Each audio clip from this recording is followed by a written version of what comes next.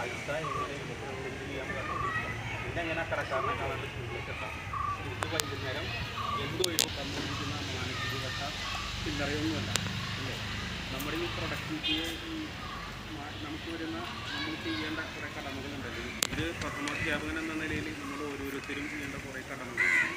ആ കടമകൾക്ക് വിഘാതം സൃഷ്ടിച്ചുകൊണ്ടിരിക്കുകയാണ് ഈ ഉച്ചഭക്ഷണ പദ്ധതി നമുക്ക് വരുന്ന മാനസിക സമ്മർദ്ദം.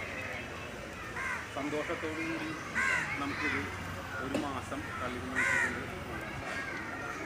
ഈ ഉച്ചഭക്ഷണ പദ്ധതി ആരംഭിച്ച കാലത്ത് അതായത് 2 നമ്മൾ ചെലവഴിക്കുന്നതിനനുസരിച്ച് അത് പിൻവലിച്ചിരുന്നു. പോകെ അത് ചെലവഴിക്കുന്ന തുക ലഭിക്കാൻ വേണ്ടി നമ്മളിപ്പോൾ കോടതി കയറിയിറങ്ങേണ്ട അവസ്ഥയാണ്. ഒരു മാസം കോടതി കേസ് പരിഗണിച്ചാൽ മാത്രം കാശ് കിട്ടുമെന്നൊരു അവസ്ഥയിലേക്കൊക്കെ നമ്മൾ ഒരു മാസം ചിലപ്പോൾ അത് നമുക്ക് കടം നൽകിയേക്കാം. ഒന്നിലധികം മാസം ആകുമ്പോൾ അവരുടെയും മുഖം കറുത്തു തുടങ്ങി. 2ാം മാസത്തേക്ക് വരുമ്പോൾ തന്നുകൊണ്ടിരിക്കുന്ന വസ്തുക്കളുടെ ആ ക്വാളിറ്റി അങ്ങോട്ട് കുറഞ്ഞു തുടങ്ങി. 3ാം മാസം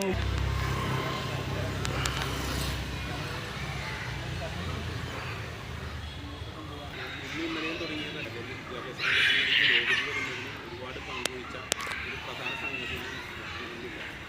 അപ്പോൾ ഇത് നിലനിന്ന് പോകേണ്ടത് ഈ സമൂഹത്തിലേക്ക് ഒരു ആവശ്യമാണ്. അപ്പോൾ ആദ്യം പ്രഥമ പരിഗണന നൽകേണ്ടത് ഉച്ചഭക്ഷണ പദ്ധതി മുടങ്ങാതെ നടക്കണം.